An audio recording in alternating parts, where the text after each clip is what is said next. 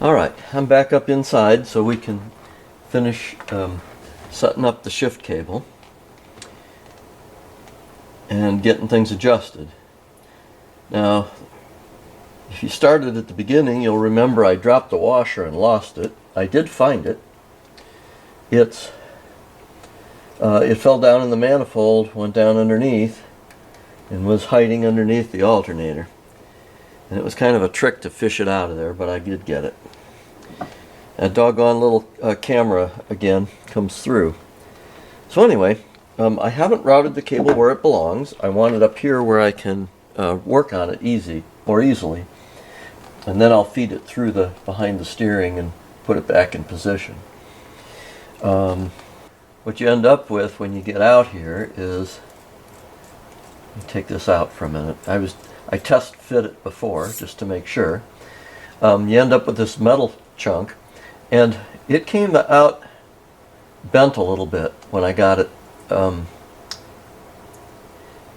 Apparently going through the bends underneath. Remember, it took a lot of push to get it through, and it bent it some, and I had to straighten it back out now so that it would. I think it would have straightened out enough being in the tube, but I straightened it just manually till it looked about right, and until it slides on easy. So then they want you to run this down to the bottom like so, and run down the jam nut, and that dude's 7/16, and I'm just going to clamp the brass so that I can cinch down the jam nut so it doesn't move.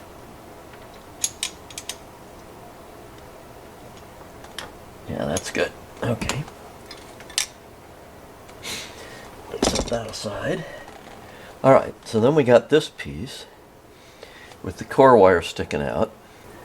Now then the next piece is I gotta reach over here to the other side. So then you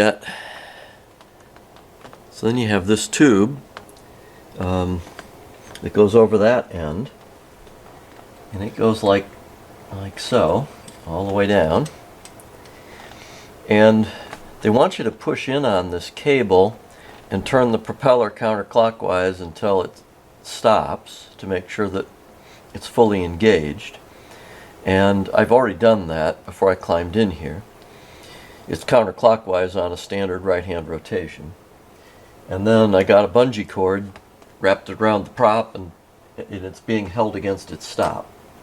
So that should be good. And then that tube goes through here. This end inner core wire goes all the way through here like so, bottoms out on the end, and then we have some parts to put in. I don't want to drop them down in the engine compartment, so I'll put them here.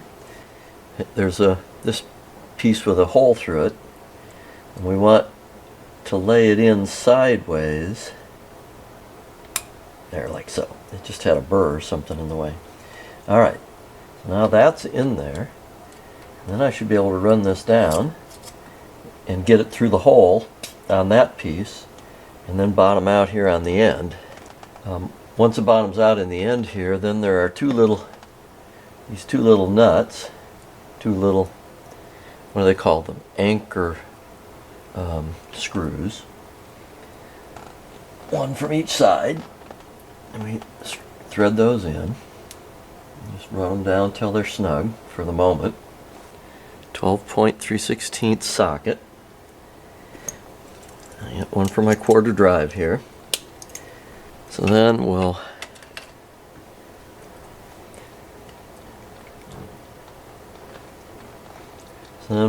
snug these guys down.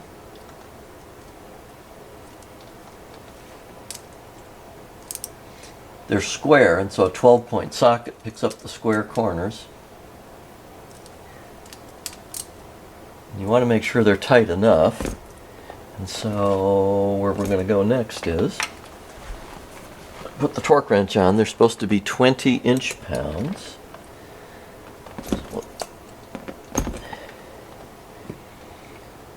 This little a little torque wrench on them and make sure we get them right.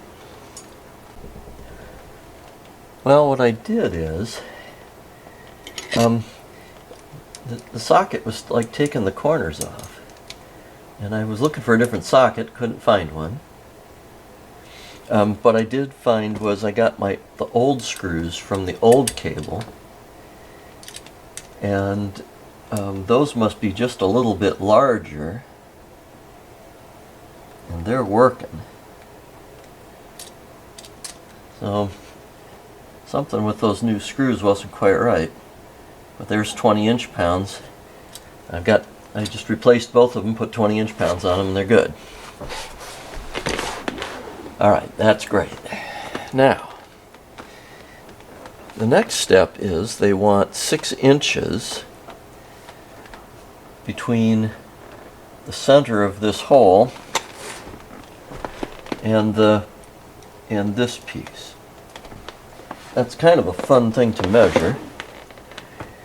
And what I found before was that on my original cable, this was misadjusted from the factory. And so, fun. But what I'm going to do here is, first of all, what's the size of the hole on the end? Because getting to the middle of the hole can be fun. It's 270. It's a little more than a 1/4 inch. So half would be 125. So it's about 130 thousandths, 132 from the center. So if I do 6.000 minus 132 would be 5.868 from the edge of the hole to the center line. So let's see how we do. Let me set it for, and for the most part, you could probably do this with a ruler. But since I have a dial caliper, I'm going to put it to use. It'll be a little bit of fun here, but I want to go from that edge from the back edge of the hole back here to the center line of this nut.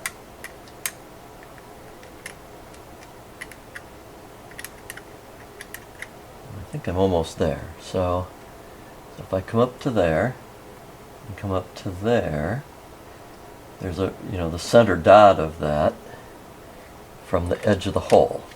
I say my old cable was off by an 1/8 of an inch. That was a lot. Yeah, she's right about on. And then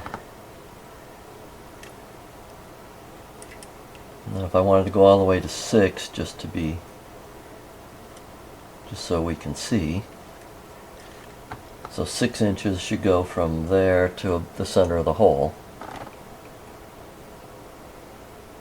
Looks pretty darn close. Okay. Now, I'm going to take a piece of tape. Alright, I just don't want that to move while I go back and route it underneath and bring it up top here. Okay, I've got the cable up here now.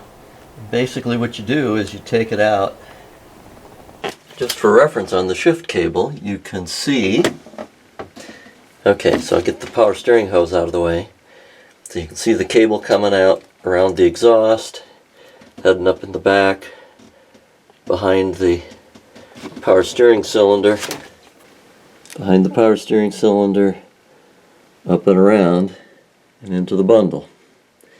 That's how Mercruiser wants it to go. And the other thing I forgot to do is they want you to push.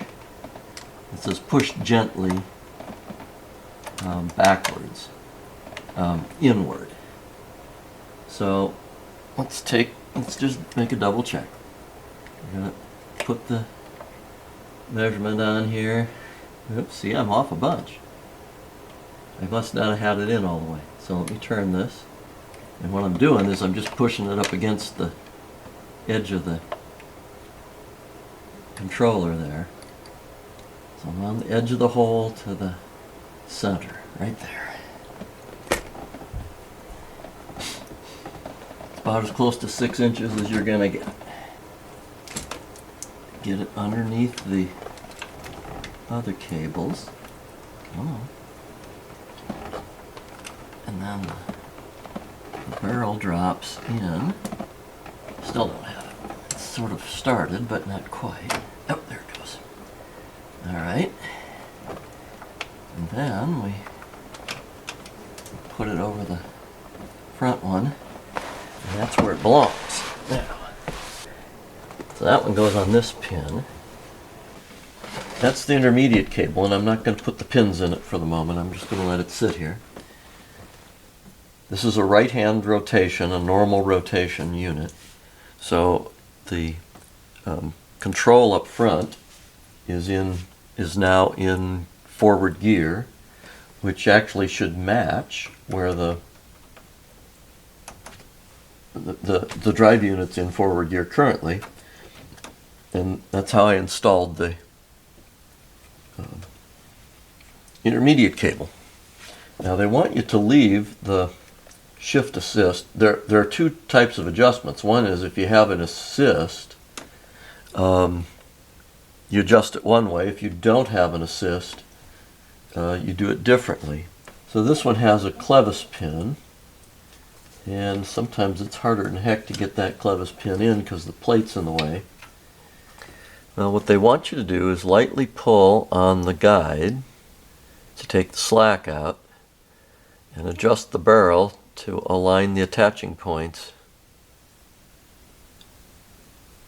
with light pressure on the drive unit shift cable. So with light pressure on the drive unit, just light,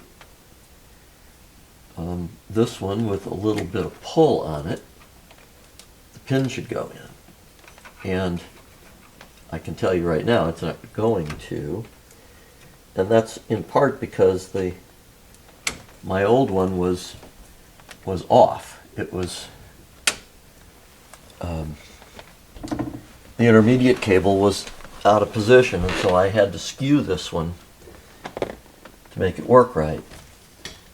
Pull out another pin in the back, and I think I'm short. Let's roll this a couple turns, about 2 more turns.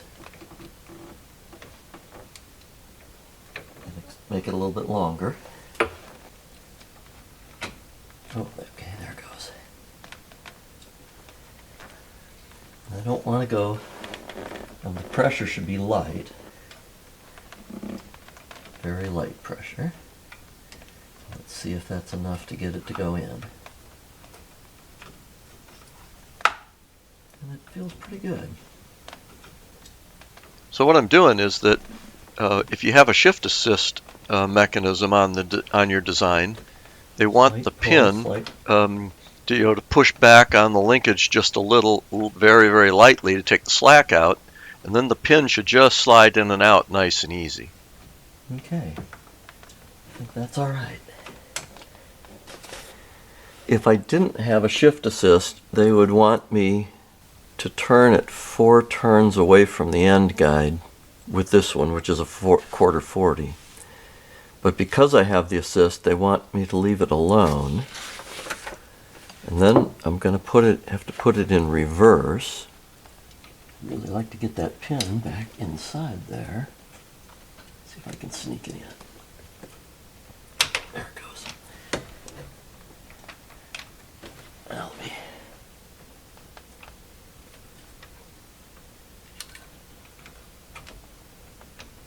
That feels pretty good. So they want me to put it in reverse and just check. So I'll flip it to reverse. And then I've got to get out. Then I have to get out and change the direction of my bungee cord on the prop.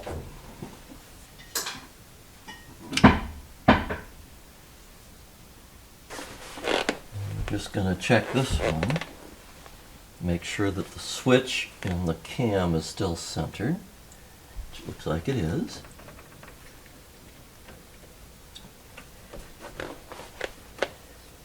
And I have no excess force. The pin goes right in, slips in easily. That's good. We're going to go back to neutral. And if everything is right with this shift assist assembly, I should be able to just slip it on.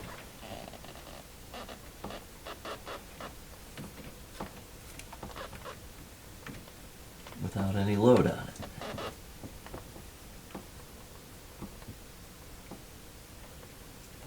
That's pretty good. That's very good. Slides right on the pin, no load. Okay, I think I'm done. I think that's good. Now I won't know till spring, till I put it in the water and test it, whether everything's all right, but at this point, all the adjustments are correct, and I needed to replace the boot, but replacing the cable gets this intermediate cable adjustment back where it's supposed to be, instead of being 1/8 of an inch off and then me having to, so if you go back and look at the video I did on this boat 2 years ago, I did the whole troubleshooting for the book, by the book, because I would come out of reverse to neutral, and it would either hang in gear or it would stall because the switch was off position. And I went through all the troubleshooting. I got down and found that the intermediate cable wasn't right, it was misadjusted, and it was staked in that position from the factory. So now it's gone, and I've got a good one in that I can adjust to spec. So I took a couple of turns off of that, 2 or 3 turns off of it, to get it to line up where it's supposed to be instead of being biased out of position a few turns. And it looks all good. So I need to go in and put the washers and the cotter pins, keys back. So there it is, all buttoned up. The lower one with 2 washers and a pin.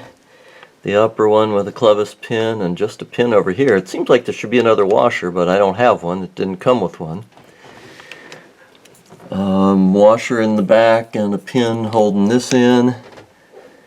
There's a pin down holding the intermediate cable. Can't see it very well because it's down further. Down there's a pin in the middle of the screen, holding everything together so it can't come apart. And then reinstall my ducts and things that I took out in order to do this work. But that's what it takes to change the bellows in one of these dudes, in the shift cable bellows. Which means you got to take out the take off the drive, take out the shift cable, put in the new bellows, put the cable back. Man, this is,